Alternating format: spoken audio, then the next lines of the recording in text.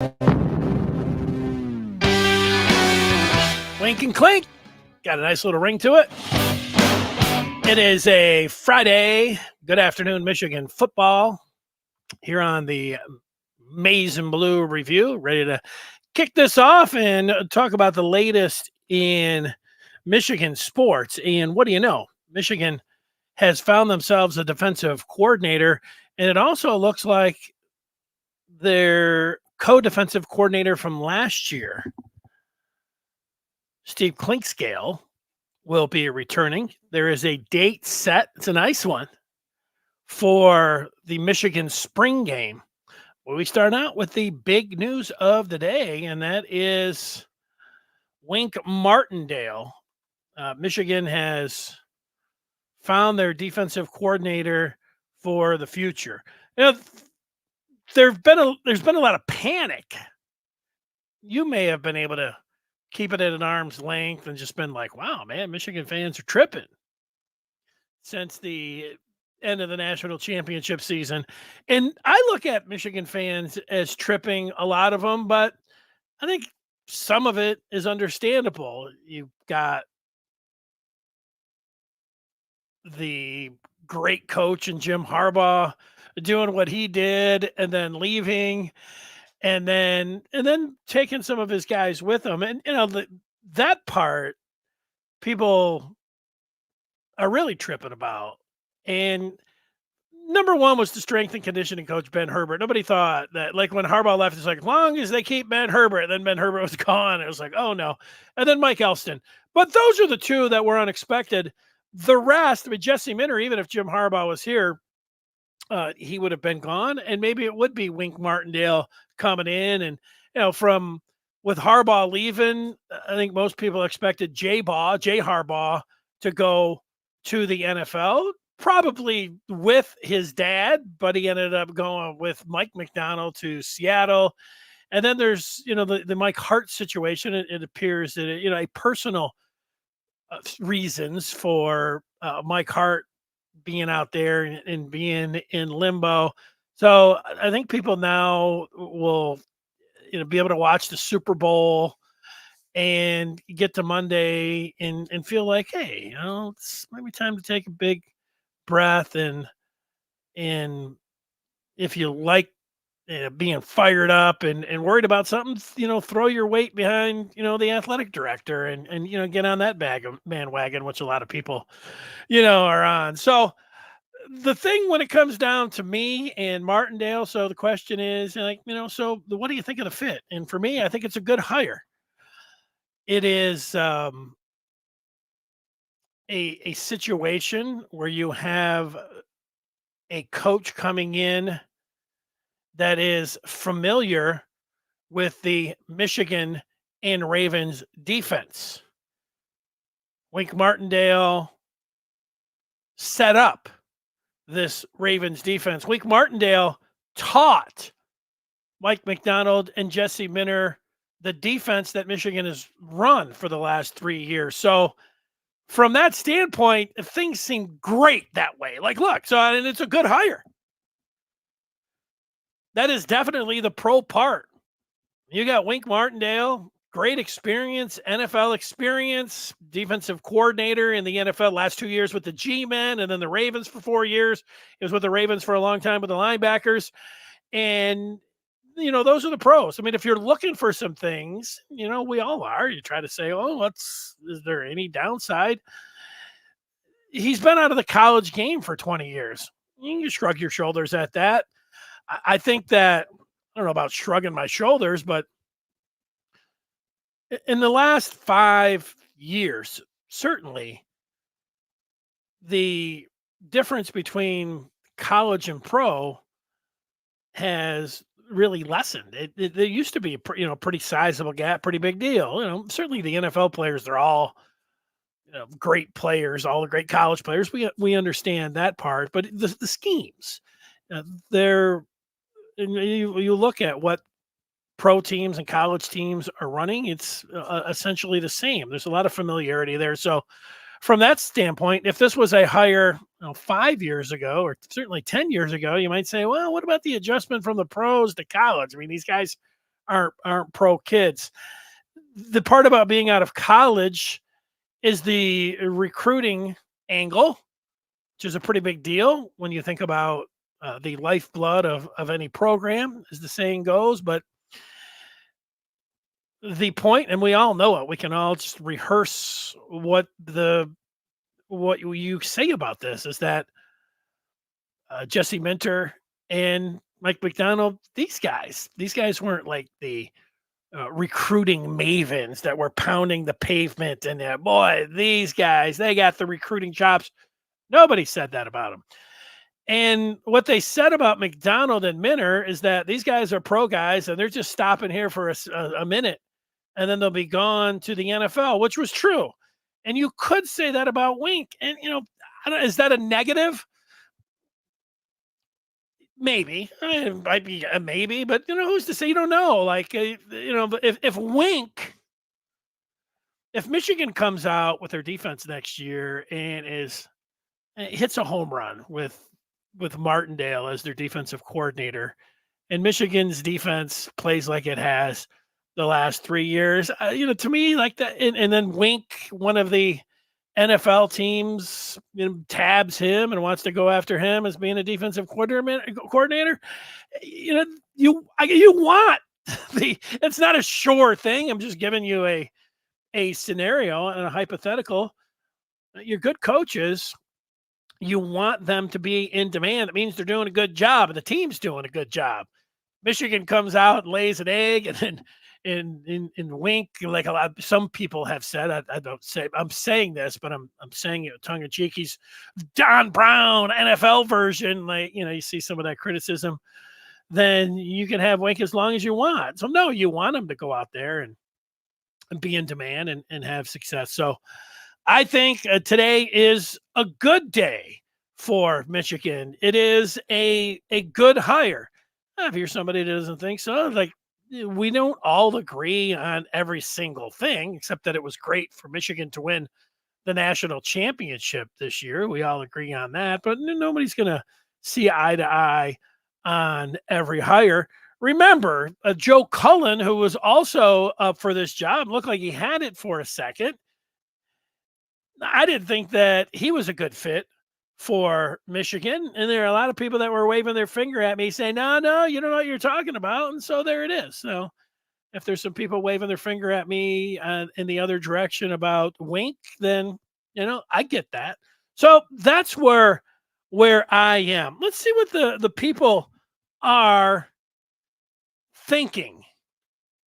Here is Andres, who is in. It's good to see Andres.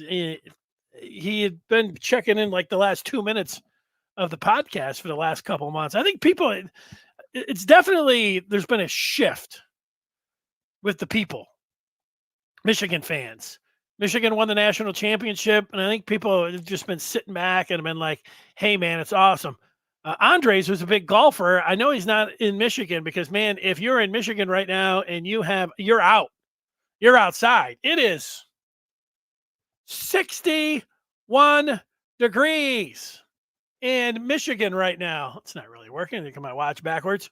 61 degrees. GAM was ready to press the alarm. He's really happy they stopped dragging their feet and got the guy they wanted. That's fine. Like, I think that there was some patience. I think that last week when Sherrone Moore was on the Pat McAfee show and they said, how soon you want to get your staff in place? And Sherrone said something like, yeah, by next week, I want to hammer it out and finalize it and, have it complete. Everybody's like, okay, good. Going to be next week. And then, it wasn't.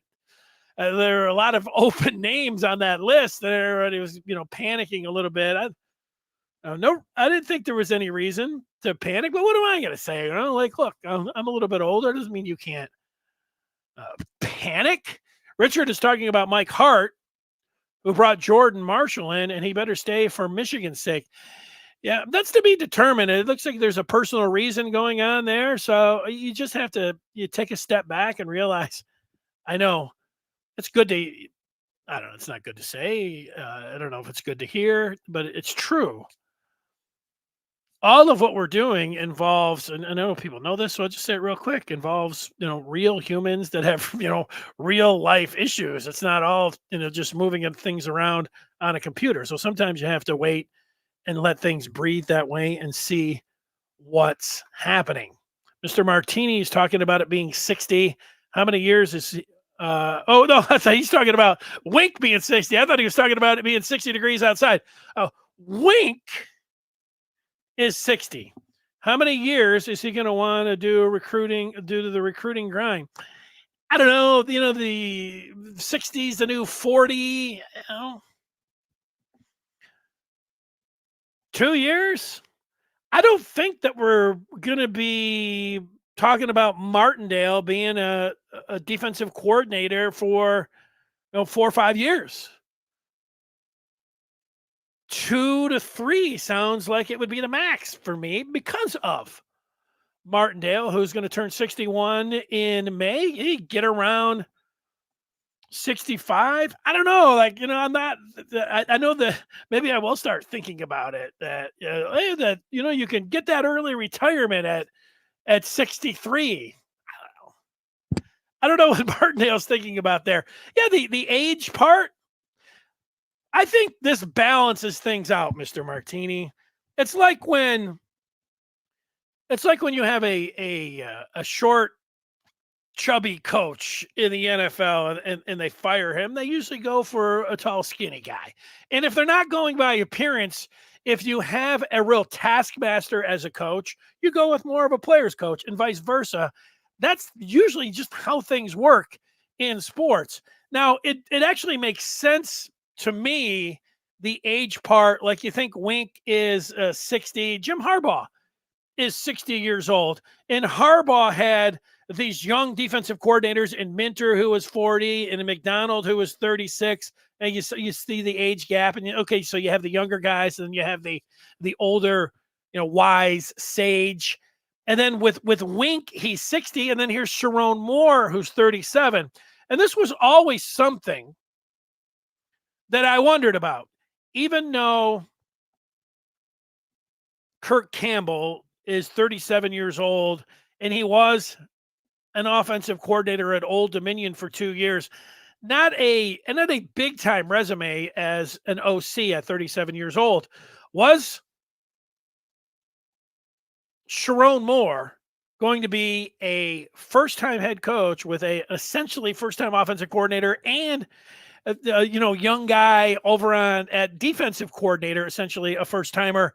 And that's what would have happened if it would have been Klink, who is closer to 50, but I think he's 47 years old. But you get the point there, first timers in there.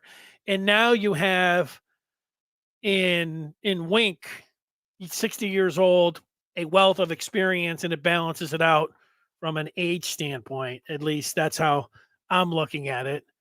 I don't know how you're looking at it. Richard looking at the G-men's defense last year being dead last in the league. Yeah, the G-men on offense were really bad, and defense, they were really bad too. So yeah, that would be something that you could look at and say, that's why he's free, right now. That's why he's out there. And yet Wink was the one, there was, and you get a team that is that crashes and burns like the Giants did last year. And, Wink was button heads with the head coach, and they, he ended up wanting to get out of there because of, they wanted to take some of his defensive assistants and move on, guys that might be coming in to Michigan. So yeah, that's part of it. That is. Let's look at Beeve, who says he's not impressed with the hiring of a 60-year-old journeyman as DC, but I will give it a look before trashing it. I have my doubts. Yeah, the retread angle and the age angle, like I said, for me, it balances things out when it comes to age. That's why I'm not sitting over here telling everyone. I think I'm just going to guess because I have not seen, and look, hopefully And it doesn't matter if they do it, then I'm not really taking a shot at them. I'm just saying that it's overblown a little bit. Anybody that covers Michigan and is over here telling you that this is some grand slam hire, home run hire, that this is the greatest, hire of all time. It's like, okay, anything that Michigan does, you're just going to rubber stamp it. But people like to hear that. Hi, home run hire. Woo! That's that LFG. It's wink season. And a lot of people are just having fun and like, hey, it's football. They're fans and let's go. But if you're looking for, an honest critique of the situation, it was a good hire. Not a great hire, but a good hire. Now, if somebody was sitting here talking about, oh, that guy's over the hill and they're going with some big old retread here that was canned with the G-Men last year, you'd say, but he hasn't flamed out everywhere that he's been, and he is someone that has a familiarity with his defense. So, yeah, but he's the NFL's version of Don Brown. Like he blitzes too much. Look, so when McDonald was in here, it's like you're bringing some 34-year-old kid in and handing him the keys to this defense. Hopefully it works. And then when McDonald was, and he's an NFL somebody that's going to be gone at the first jump, and then Minter, people were saying the same thing. What was his defense like at Vandy? Crap, is what it was. Vandy's defense was junk, and you're bringing in Minter. He said this guy doesn't recruit, and he's going to be gone at the first chance to go to the NFL.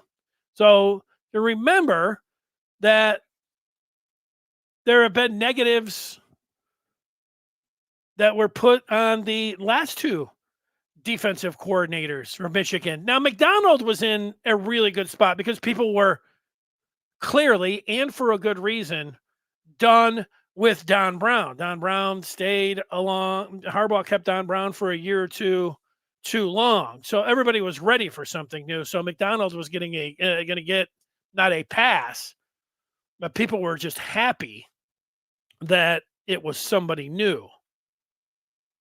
But you can do that with a lot of folks that you go through and you look at. How many times? I thought Jim Harbaugh was a grand slam hire. Besides him, I don't remember the last where I'm sitting around saying, oh, like I didn't think Juwan Howard was a home run hire. I thought he had a chance to be, like everybody's got, a chance, but Harbaugh is the only one that I can think of that I was like, yep, that's the one. That's the grand slam hire. There we are. So Beeve putting the questions in.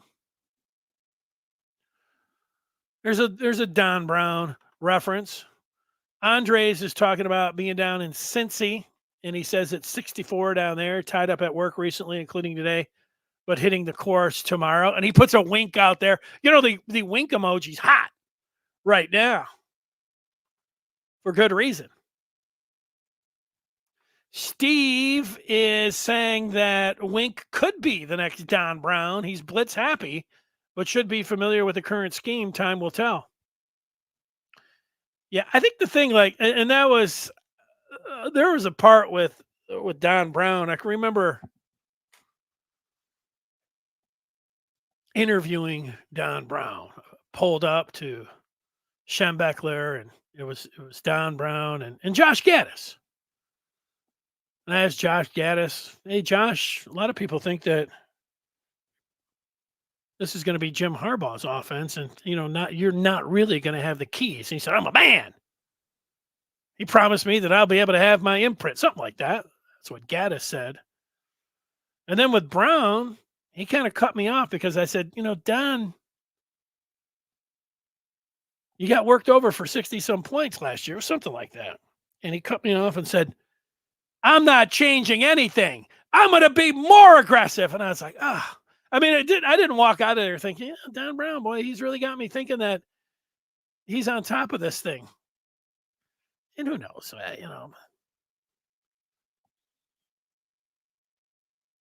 Will Wink just be, all out blitz every time. I don't know. He's going to have some personnel here, so see how it's going to be. I like the wink and clink combo. You're right about that. Old timer 56 thinks Mike Hart should be an assistant head coach and still over the running backs. However, he doesn't know what's going on. I think he had he had that kind of title last year, but yeah, you can put titles like that as assistant head coach. We'll have to see you. I think we're going to have to just, I don't know, people don't want to hear this. They want to know what's the issue. Personal reason. We have to wait and see. Sorry about that one. Don Brown 2.0 is not liked. Here's Steve calling it a decent Band-Aid with Wink. To stop the bleeding, given the short window, Sherrone was given a little time to find a new and upcoming defensive mind. That's fair. That's fair. Brian looking at Michigan's offense and saying that Michigan, or now he's looking at the defense. Okay, sorry. He says they run a pro-style defense. If the DC isn't moving on to the NFL after a couple of years, it's a failure. I think that's a fair point too. You're right. Yeah, and it's a good one just to think about for a second. Michigan was running the Baltimore Ravens defense. That's what they were running. Wink Martindale ran that defense for 4 years and taught McDonald and Minter that defense. Certainly they put their little tweaks on it. And then, you think you're always adding and tweaking, aren't you? Hopefully. Yeah. Good comment by Brian when it comes down to Wink. Leo is on it. And that's it. Tim says Knowles at Ohio State is an old man. Now, hey, look, I don't know what I call an old man out of 60. In football terms, I guess, it is. I saw somebody like, this dude's 50. I forgot who they were talking about. Somebody was like, hey, he's 56. I mean, he can't relate to anything with an 18 to 20. But maybe they were talking about Cullen. I think 56. Like, what's this guy going to say to what's a 56-year-old going to be able to say to some 17-year-old? It's like, you can people could relate. Sometimes, Grandpa, I don't know. I get into that part. I don't know if what we're saying with Knowles because of his lack of success or that, hey, Ohio State's got an older DC as well. So Dave said he's not worried about what he's forgot as much as what he can remember. Yeah. I think it's totally two different things, but I'm going to say it again. I remember getting into the broadcast business. And as a 20-something-year-old, and I would be in there with, older reporters, and I got to the press box, certainly older journalists, and everybody's like, what does some young kid know? What does some young kid know? You have to have experience. And that made a little bit of sense to me. It's like, okay, you got to work hard, and then at some point, you're able to go on your own. However, but it was always like back in my day, it was more like people looked at older workers in my field as, hey, this is valued. And it was like that in football as well. These guys know the game. And then it's changed. It changed. Trying to think, probably around 10 years ago, maybe a little less than that, with Sean McVay in the pros. What was Sean McVay? 31 years old or something? It's like, who would hire a 31-year-old to be a head coach? And then some of the GMs, it's like, you can't have a 30-some-year-old GM. Well, then that became a trend. It's like young, enthusiasm. And I'm like, I get that part. And so I think people are now like, you if you're over, I don't even know if you're over 50, you're too old in football, or you should be a head coach or something. The younger, the better. And I understand the enthusiasm part and relating with young kids, but there's room for. And let's look at Sunday. Andy Reid is not some 30-year-old Sean McVay. But on the other side, you do have a younger coach in Shanahan. But, if Shanahan doesn't win this one, I don't know if there's going to be a switch to look at the Chargers and the Broncos. Sean Payton, 60, like the NFL, it's a young man's game. And Sean Payton, 60 years old. The Broncos coach Jim Harbaugh, 60 years old. Here's Andy Reid in the Super Bowl. Chalk one up for, I'm going to call them the old guys. If WInk Martindale was playing the game, that might be a little bit different. I do have some audio when he was going in as Giants coach. I guess there was some criticism of WInk being kind of stoic on the sideline. And I suppose the critique, why doesn't he show more fire? I've heard that from fans, from coaches. People were saying that about Harbaugh. We want to, where's the old Harbaugh that was lighting a fire under these players and verbally jousting with the officials? Here's what WInk had to say about his sideline demeanor. What I tell the players all the time is what I owe you during a game is my composure. That's where I show you my athleticism, is keeping my composure. So you're always thinking about the next play. So, there's some people who tell me I need to be more animated on the sidelines, and you're not going to be animated if you're thinking about the next play, what you're going to call next. It's like when you watch two people playing chess, if a guy makes a great move, he doesn't stand up out of the chair and chest bump somebody because he did it. He's whatever. That's little Don Brown. Don Brown. Sorry, there's Mr. Martini was talking about Don Brown. This is a WInk Martindale.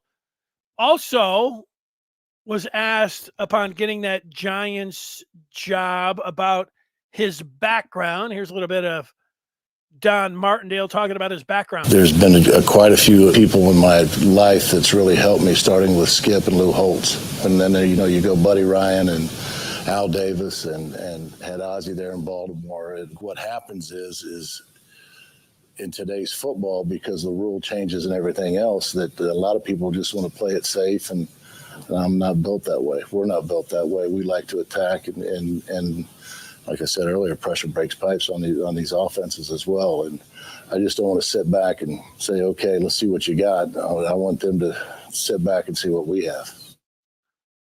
There you go. There's a little WInk Martindale. John asking for folks to like the video, you fellow college football degenerates. Or John, let's do it like Sherrone Moore would say, smash that like button. Let's do it.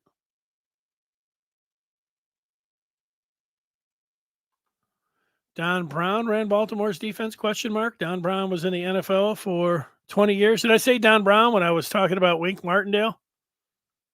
So I may have. I don't know. I don't know what you're getting, Tim. Or Tim, you were trying to be funny, or you're telling me that I screwed it up or something. It happens. If I did, I apologize. Trevor McHugh from the Maize and Blue Review, he was tweeting this morning about WInk. And here's what Trevor McHugh had to say. Martindale runs the Amoeba D with multiple fronts. His 5-1-5 looks like it could fit this Michigan roster perfect. Moore, Benny, Grant, and Graham up front. Stewart, Barham, Johnson, Sabb, Moore, Page.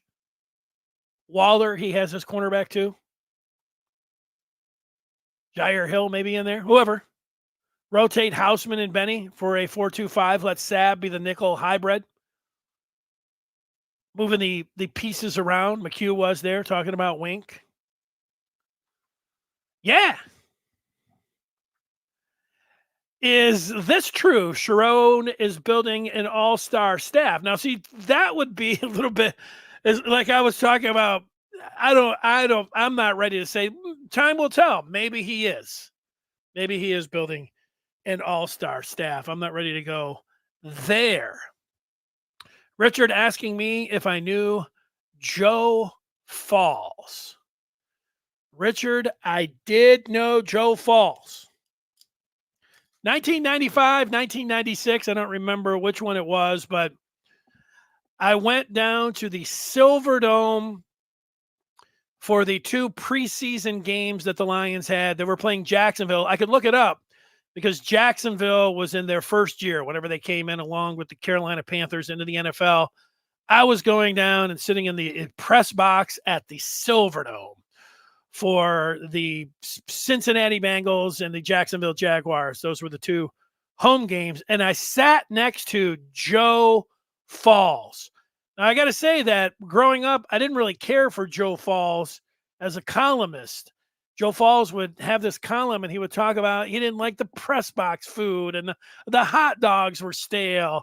And he would talk about players from the 50s and 60s and not like the great players. He liked talking about like obscure players. And none of it resonated with me with Joe Falls. But, so I'm just sitting next to him. But Joe Falls could have been more friendly to me as I sat down next to him. Hey, where you from? What do you want to do?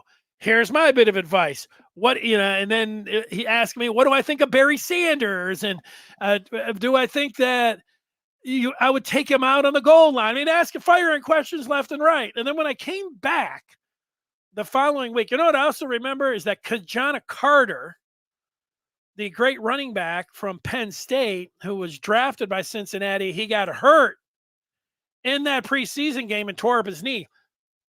But the next the next game that I was there in the preseason and Joe Falls was there again, he was like, hey, Dennis, like he remembered my name. And I became, after that, a big fan of Joe Falls. You know what I liked about Joe Falls after that, then being in the media? He would go to Michigan games and he would sit there in the, where the press does and the coach would come out there or whoever for some kind of conference. A lot of times the media, like they try like buttering up the coach, throw him a nice little softball, like right there at the beginning, like, hey coach, what did you think of the game? Something real easy. It makes sense. I do that myself, but that's not what Falls's approach would be. He liked to cut right to the chase. Like Mike Ilitch would be up there introducing a new coach and Falls would say something like, are you opening up the checkbook? And like he would fire like the hardest question at him right off the gate. I always liked that about Joe Falls. Fire the questions. Let's, forget about buttering up the whoever's up there, the owner or anything else. I mean, these guys ask the question that you want answered is what I think Joe Falls was doing. Tim is going after me here. Let's see. How can you compare a guy who's been in the NFL for 20 years with Don Brown? That's some head-scratching stuff right there. There's no comparisons. Yeah, I don't know, Tim. Did it sound like I was comparing Don Brown to WInk Martindale? I think if you go back, if you heard that, that's not what I was trying to do. I said there were some people, not me, that I saw that critique of Martindale. Let me reset it for you, Tim. Martindale is a good hire. He keeps the Michigan Baltimore Ravens defense intact. He was the guy that taught the last 2 defensive coordinators the Michigan defense that they are running right now and that they have run for the last 3 years. So for that, I like it. So those were I'm at. Demand has exceeded the supply for the Ravens defensive personnel. Well, this is the way it goes. And I would say Not necessarily, Brian. You might be right. I understand what you're saying. Just look at how things worked with the old Commanders staff when it was Mike Shanahan. And if you watch football, you see that they put up that tree of McVay and Kyle Shanahan and the coach at Cincy, and then there's 3 or 4 other the chart, like this tree that is out there. Teams just keep going to it and going to it and going to it. You know where else they did that? Nick Saban's tree. Anybody was on Nick Saban's staff, head coach. They all don't work out. But with Martindale, in the short term, I'll be honest with you, I feel good about the hire. And the one thing that you're going to get from me, if I did not feel good about the hire, even though you guys would all be like, you're an idiot, or why are you even covering Michigan? I like the hire. If I didn't, I would tell you that. So that's where I'm at with it. So there you go. John says he's read a rumor that Graham and Grant are both excited about the hire. I'm praying to the college football gods that this is true. Well, this is a nice bit of feedback here because both Kenneth Grant and Mason Graham were dubbed gifts from the football gods by Jim Harbaugh. And Harbaugh was right about those two guys. I saw that Sherrone Moore, part of the interview process yesterday with WInk, had WInk talk with some of the players. Talking with Mason Graham and Kenneth Grant, 2 of Michigan's best defenders, talking to their potential new defensive coordinator and sharing notes and seeing the comfort level. Sounds like a smart move to me by Sherrone Moore. And yeah, I think the part that you'd say you're excited about, because there's in the rumor department, a lot of like Michigan is going to lose those guys, other guys, to the transfer portal because of the change in power. And the way college football works is a quick reminder. If a coach leaves, and certainly a head coach leaves, we do the same thing. You zero in on that team and you say, who can we get? Or who's doing, let's pick that carcass. And so that's being done all over college football. And that was the tough part, as you had to, Harbaugh did in some ways have Michigan, he held them hostage, and everybody's like, when you don't have everything in place, the phone is ringing and the DMs are sliding, and yeah, it's not a place for the faint of heart. Like, it's just like recruiting. It's tough to be a Michigan fan and weigh in and follow the day-to-day moves in recruiting, and certainly in a coaching change. It's tough. Like, it takes a lot. It's not for the faint of heart. OT coming in strong, talking about WInk. Not only did WInk run the defense, but he also helped design the defense that trained Mack and Minter. Minter and McDonald, the M&M boys, I'm injecting that on OT's feedback, put their tweaks on it. WInk is a good hire for what Michigan runs. WInk was the guy who trained McDonald and Minter. 2 elite DCs now. I don't understand the Down Brown 2.0. Yeah, maybe I shouldn't have brought it up. That's one of those, people don't want to hear anything about that. Old Timer 56. It's a great move. Well, what do you know, OT? Old timer around my age. What do I know? Maybe you guys are looking for the young and enthusiastic podcasters. Those are the ones. That's another thing in radio. I remember working with a guy who was 10 years younger than me. And like he knew, and it was working in Ann Arbor, and he knew nothing about Michigan football. He knew nothing about sports. He was a very good broadcaster. He's still in broadcasting, and he could have easily gone into politics or music or into sports talk. He ended up going into sports talk. My point about him was like he was my producer at first, and like he would say, "Yeah, well, that was back when Bo was the coach." He'd say, "Who's Bo?" Like he would say things like that. He'd be like, "What?" But he could easily have an opinion about the current team. And I had a hard time listening to any of his opinions. Like he was a younger guy, young and up and comer. But I'm like, why would I? You have your opinion. You just like controversy, and you just throw out opinions with nothing behind it. And afterwards, you'd say, I know how to. I'm going to talk about what people are debating, and I'm going to have my own opinion. Like, but you know nothing about the history. He's like, nobody needs to know anything about the history of football. We're not talking about Bo. And he had a point. He was right.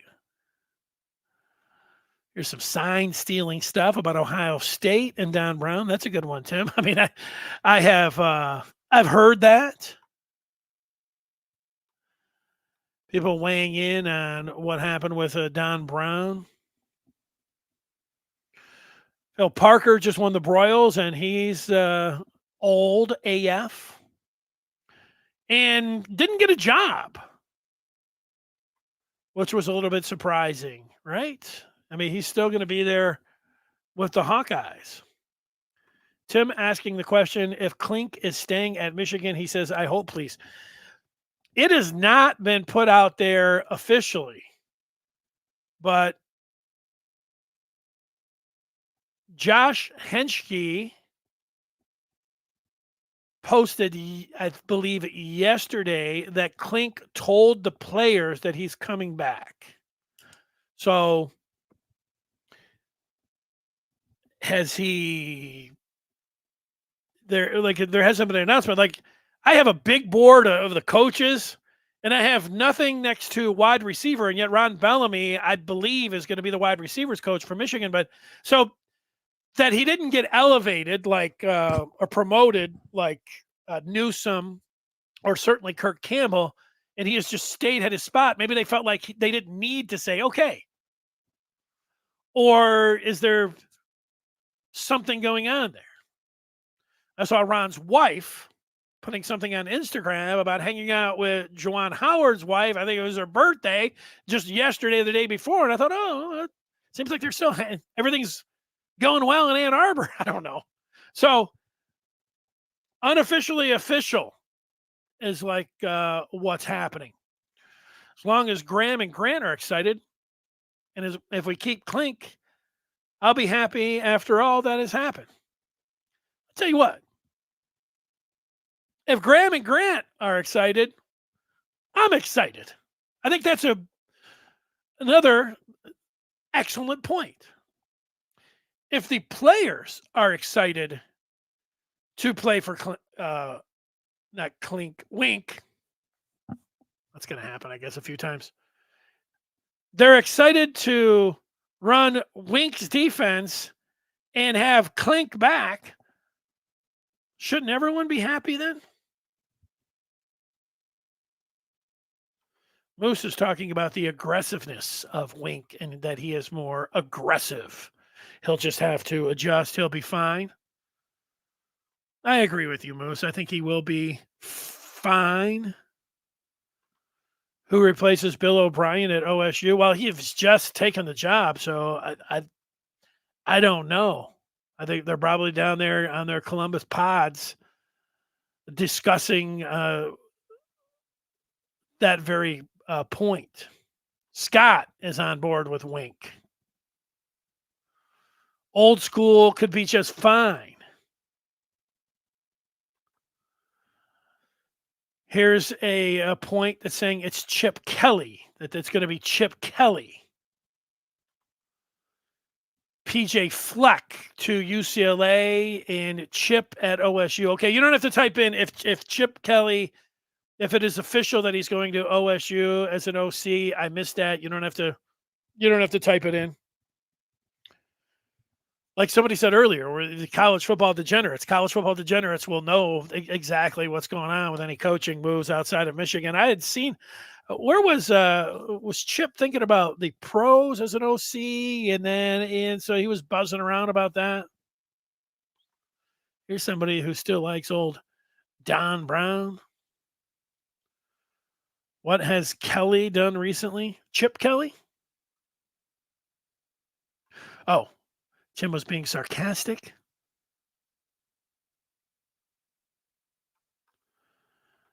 John is saying that Chip notified UCLA in a team meeting just a few minutes ago. Oh, okay. So that wasn't something like I missed last night. Otis talking about Bill O'Brien going to BC. Yeah, I think that's happening. It is happening. Thomas wants to know about the depth. Does how much depth does Michigan have on defense? Looks a little thin. Injuries scare him. Right now, they're okay, Thomas. So we could run through the 2 deep right now, but there's still 2 more weeks in the 30-day window. You know, the transfer portal window, and then you have spring. Let's go into spring, and then we'll have a better idea. Right now, where would I say that they are thin? If I'm talking about depth, I would say in the front 7. So they lose Chris Jenkins and Cam Good. Now, I think Rayshon Benny is going to be good to go for the start of the season. Mason Graham, Kenneth Grant, that's nice 3 up front. But then we're looking at the guys behind them. They had a pair of true freshmen last year in Brandt and Roderick Pierce, who got a little bit of burn. They had an offensive lineman who moved over to the defensive side, and Alessandro Lorenzetti might be looking into the transfer portal there. And on edge, with McGregor and Harrell gone, the depth was so great last year at edge that, Josiah Stewart and Derek Moore, that's as good as it gets in college football, right? But behind those guys, we'll have to see who are we even talking about. Keyshawn Bennett had a good spring last year. Ike Iwana, Brooks Barr. There's a guy who was redshirted. Eno Etta. I think he's more of an inside guy. We'll have to let that shake out. I would think that they would be looking in the front 7 in the transfer portal, and maybe an edge too. But that's the thing. They might not know. I don't know. You have to get into spring and see what these guys look like. Right? Okay. What else was I talking about? Oh, finally. The spring game. We have that date. 4/20 in Ann Arbor. Insert your marijuana joke here. Is that the same day as the Hash Bash? The Hash Bash I think that's 4/1. Michigan's spring game oftentimes was at the same day as the Hash Bash, but now it's actually 4/20. So you're still thinking pot with 4/20. The spring game this year, that it's pushed back a little bit. If you could tell me would I take 50 degrees and sunny on a day where it's sitting here 61 degrees in February? Absolutely. This is going to be the first time to see the gridiron gladiators, the heroes that are the national champ, the defending national champs, hit the field and you're able to take a look at them. I would think that this would be the largest attended spring game ever. Say, what about 98? It's a good question. Since 98, going to the spring game, warm weather, I'm expecting tons of people down. Nobody likes a spring game more than me. So it's exciting. I think about the spring game and now have the date for it. What else was I going to? Oh, I was going to say something about pot. I drive my daughter to ballet sometimes, and her studio is in Ann Arbor. And I don't know if this could be maybe something that happens with, people like me. Like you drive by and you see a building, and there's this building that's at the end of North Territorial for like 2 months.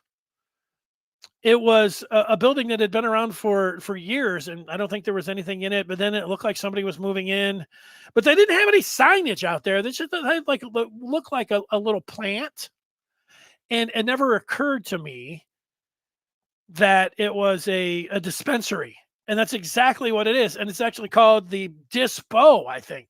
But it had lights, and they cleaned it up, and they put all this landscaping. And I was thinking, I wasn't thinking a lot about it, but I would think, maybe that's some kind of nursery or something. You could maybe say that's what it was. But then it was actually my daughter's, and that's a dispensary. And I was like, dispensary. But the same thing happened in a week span where I looked over and there was this building with this purple lettering that said Crave. And I thought, Crave? Some pizza? Burgers or something? That's a pretty nice. I want some Crave. And then you look a little closer. Cannabis. Oh, cannabis in the nicest looking building. Right across the street from the Crave, there's a Taco Bell, which is a smart move. And then last week, I was looking as I was driving over, and there's big letters on this building, and it says butter. And I should have known, but I thought maybe that's a breakfast place. I like breakfast, and I said butter. My daughter said, I think that's a dispensary. Man, they're all over the place. That's a little 420 thought for you. Ann Arbor, dispensaries, Taco Bells, McDonald's, and dispensaries in Ann Arbor. 10 years ago, that wasn't happening. Now it is. I don't know why Go Blue is saying that. John talking about PJ Fleck possibly going to UCLA. Seems like LA would fit him. As a Kalamazoo resident, I lived what he did at Western. Yeah, John, I'm an Eastern guy, but when Fleck was at Western and he was rowing the boat, I was a fan of what he was doing. And then was it when he was at Western that Sports Illustrated, back when it was a thing, and I think I used to still get Sports Illustrated, so it's been a while. They had a feature on Fleck, and it was basically that he gets up at 4 a.m. and doesn't go to bed till 2 a.m, and the only thing he does in between is think about football and recruit tirelessly. And you start adding it up, and you're like, wait, how's this guy getting up at 4 and going to bed at 2? Some kind of work ethic like that. And in the various spots along the way where Michigan may have needed a head coach, I put together a short list 2 years ago when it looked like Harbaugh was going to Minnesota for a second. And I put Fleck on the list of people that I would bring in and interview. People freak out about lists. Lists are fun to have out there for people to debate. And if I put a coaching list out there, I did one for basketball, kind of brainstorming. And people are like, why would you put that person on your list? It's like, relax. You don't like that. Tell me why. We can talk about it. We can draw a line. I did that with basketball, and there were 2 names on there that I got attacked for putting those guys' names on there. Actually, 3 names. Jay Wright was one, the former Villanova coach. Jay Wright is never coming back to college basketball. Like, I understand that, but I still put his name on there. And his name is actually one I didn't take down. Nate Oates, his name I put on there because he was a high school coach a long time here in the area at Romulus. And it was pointed out that Nate Oates, the murder obstruction or him, he didn't obstruct justice, and his star player didn't, but he lied about the involvement, or at least knowing about Brandon Miller, one of the top picks in the NBA, in that whole situation. You know the Nate Oates situation. So is Michigan looking for with Nate Oates? Would they be able to look beyond that? I was thinking maybe, but probably not. The other one was Kelvin Sampson, who's just he's a hell of a coach. Older, but I was thinking Houston, maybe that would be something Michigan. But when you really look into, and I thought, okay, I remember Kelvin at Indiana, they dinged him a little bit, the NCAA. It was more than a little bit that they dinged him. That's the thing. His son's on the bench, that he wants to hand over the whistle to him when he's done, makes a ton of money down there at Houston, but that's not the biggest thing. The biggest thing is that it was more than just a couple phone calls and text.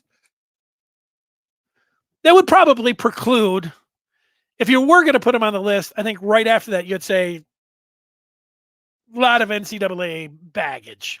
That's something that a Michigan basketball hire as a head coach would you deal with? I'd say probably not. Bill O'Brien to BC. Here's a couple questions. Let's do some wrap it up with some questions. Coyote.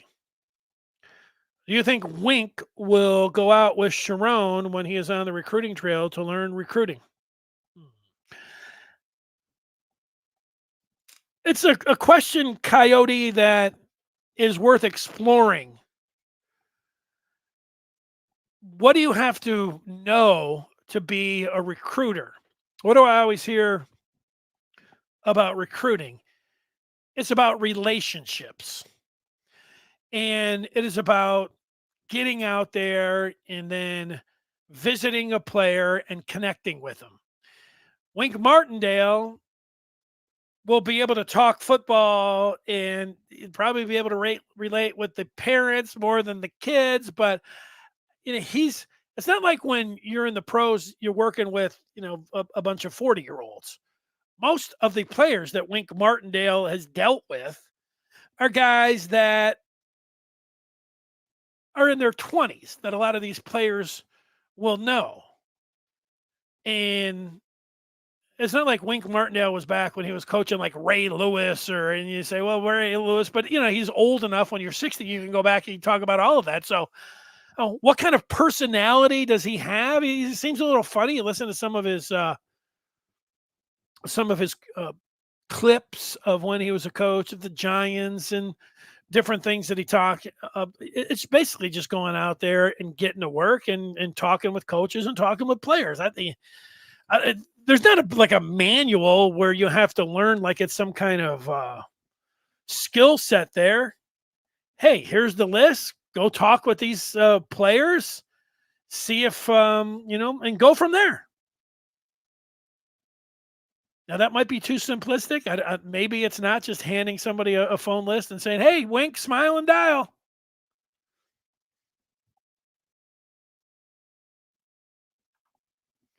Scott says he didn't like Joe Falls either, signed Jerry Green.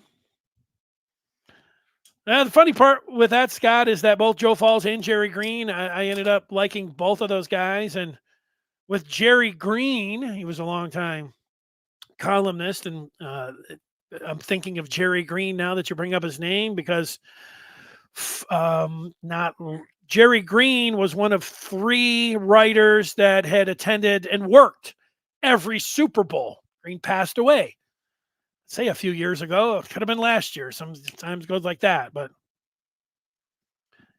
I didn't really like Jerry Green as a columnist when I was growing up either. And it was kind of the same thing with Joe Falls. Jerry Green would write about obscure Tiger players from the 50s. I liked baseball history as a youngster, and I loved the Tigers. But talking about Jim Smith, a utility second baseman on the team, like that's not doing anything for me. But I would sit with Jerry Green every chance that I had. A lot of times at Red Wing playoff games.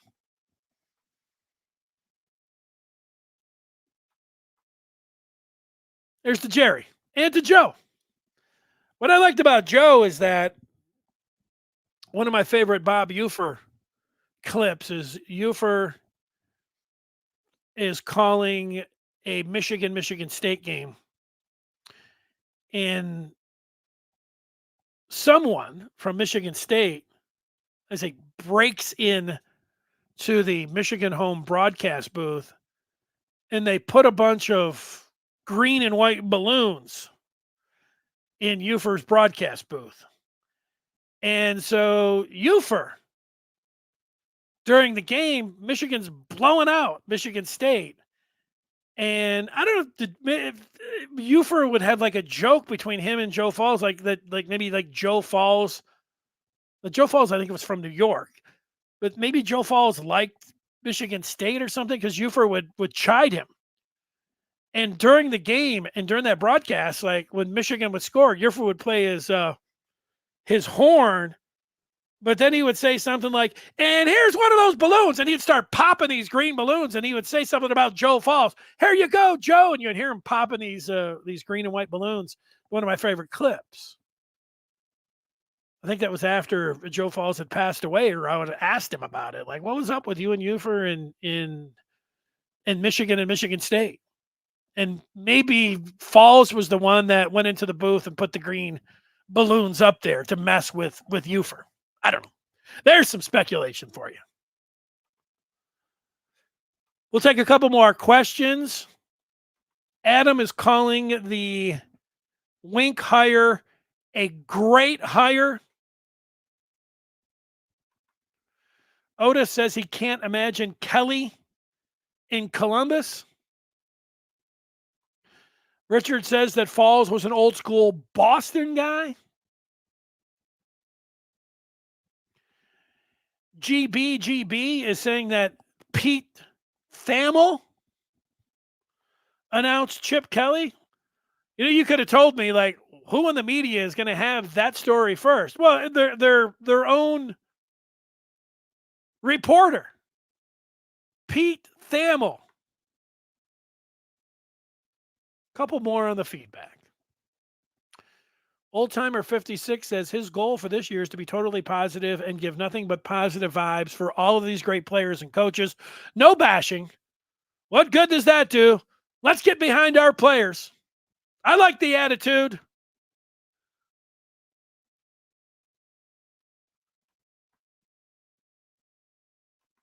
Tim says he's not going at me on the chat. Okay. PJ Fleck and Pat Narduzzi expected to be the top candidates at UCLA. Man, I wanted Narduzzi back at Michigan State, man. That's what I wanted. That's awesome. Wink and Clink, the WC guys. Yeah, you know, my nicknames for the Michigan coordinators really never took off. I never seen it, but, you know, Wink and Clink, certainly. I thought Minter Clink was a snappy nickname for the Michigan defense. You had Jesse Minter, Steve Clinkscale, and combining the co-defensive coordinators in Minter Clink. I also, on the offensive side 2 years ago, had the offensive pairing of Weissmore, Matt Weiss, and Sherrone Moore. The Weissmore offense and the Minter Clink defense never caught on.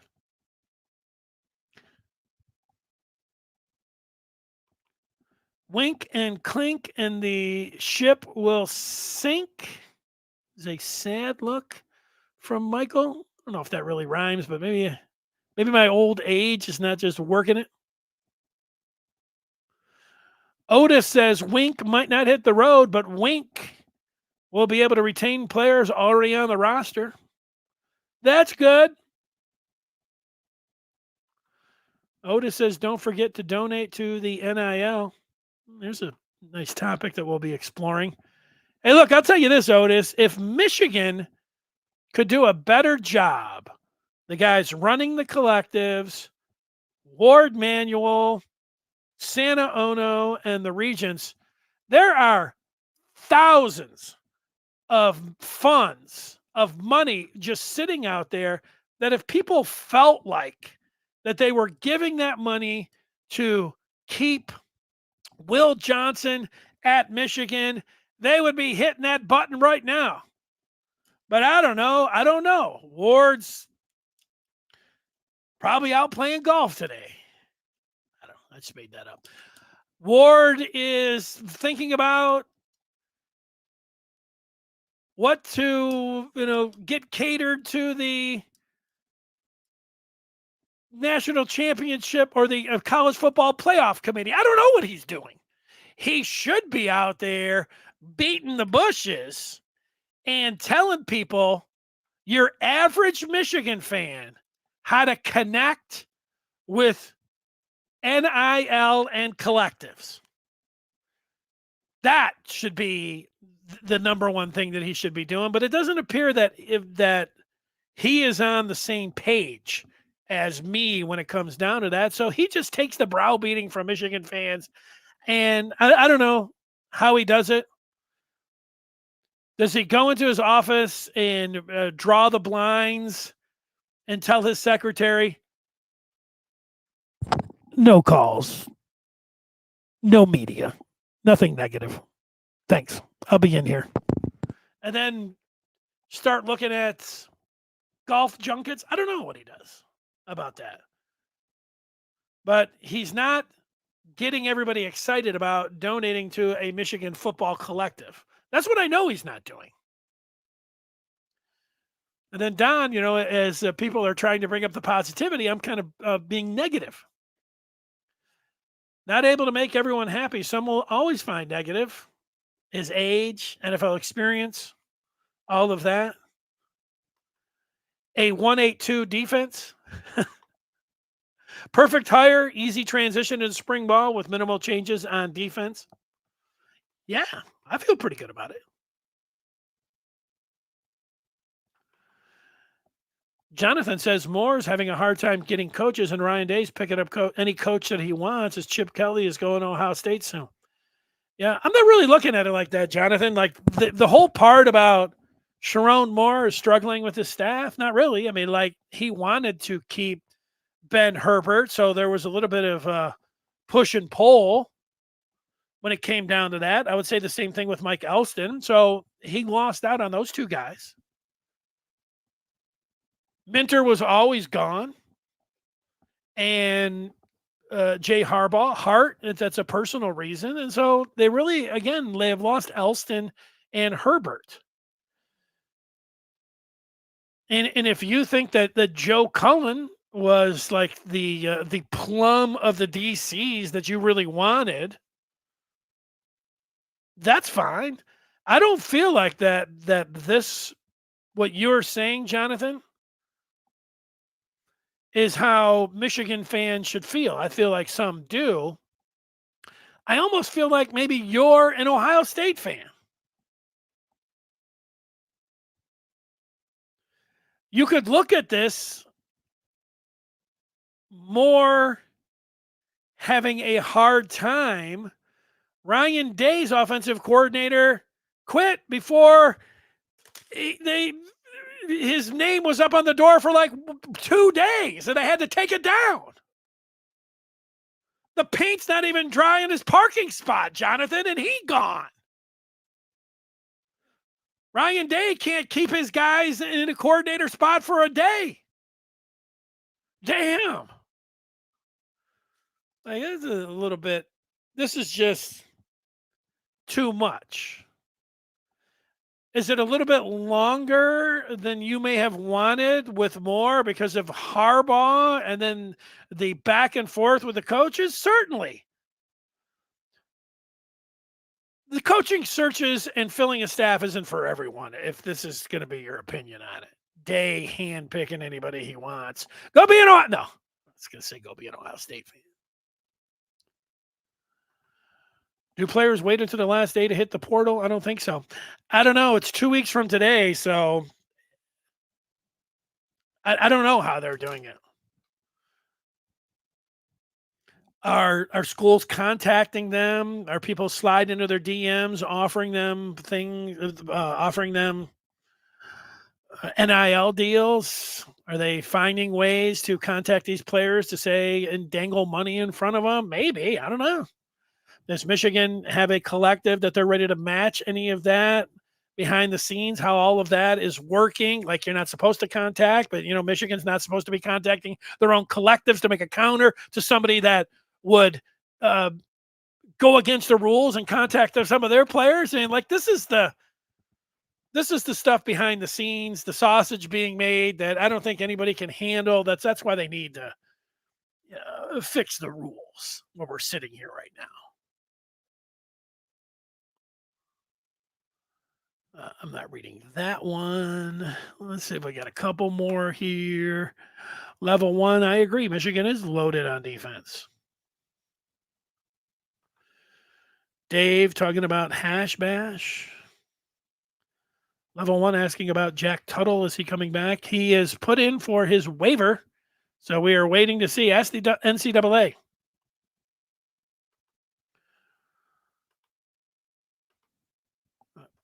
We have to wait to see on the waiver if he's going to be able to come back. He could be the starter next year. How about Maddie and friends?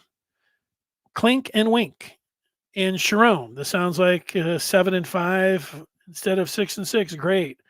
Watch this ship sink is the best natty ever. Now this should say OSU and friends. Here's Vance. What do you mean, hunk of Chip Kelly going to OSU?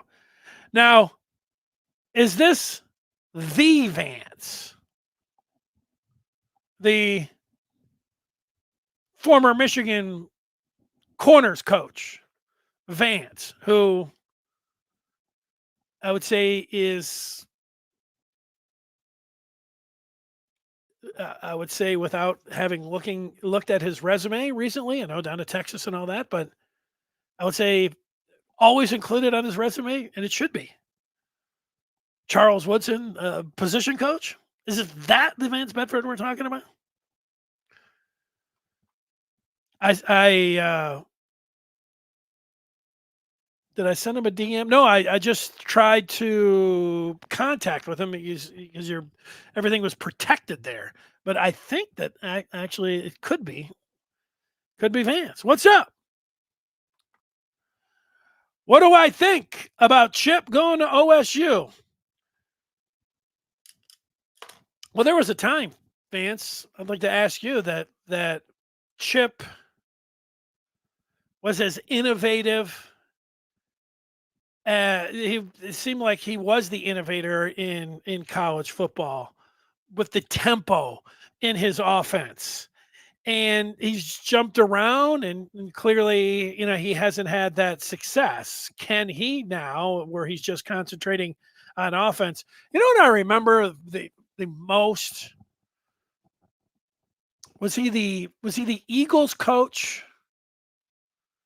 And were they playing Washington, the Redskins? And I'm watching the first quarter, and the Eagles are running tempo, and they're up to the line, and they're moving down the field. They went right down the field in 6 plays in 45 seconds, and they got into the end zone, and they went for 2, and I thought, this is the change in football, and Chip Kelly is the innovator.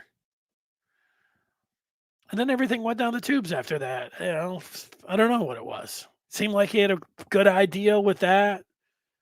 He also was big into not just the training table, but nutrition and diet. And I know these things, the things that everyone talks about and has for years now. But I don't know what happened with Chip and why it didn't work. But yeah, I mean, he could be like Bill O'Brien was going to be a good offensive coordinator. And look at the talent. This is one of those things where I think I could go down and give me a crack at being, well, I don't want to be an offensive coordinator for Ohio State. But the point is they've got talent everywhere. That is a third base offensive coordinator job if I've ever seen one.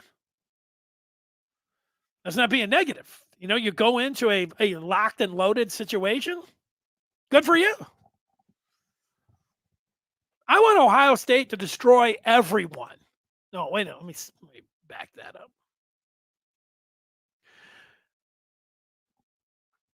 I want Michigan to have a Ohio State team coming in that thinks that they're just punching their ticket to the Big Ten championship game and that they're headed to a national championship.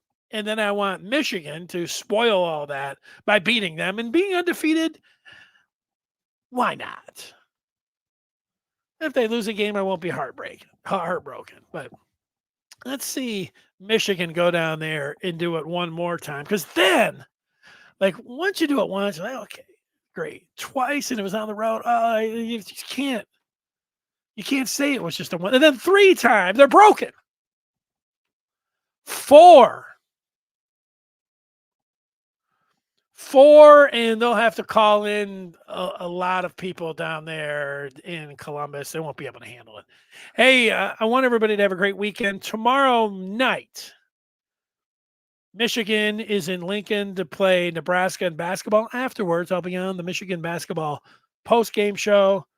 I'm picking the Chiefs in the Super Bowl, and I'll talk with you on Monday. Everybody have a great weekend. We'll see you over on the Den on the Maize and Blue Review.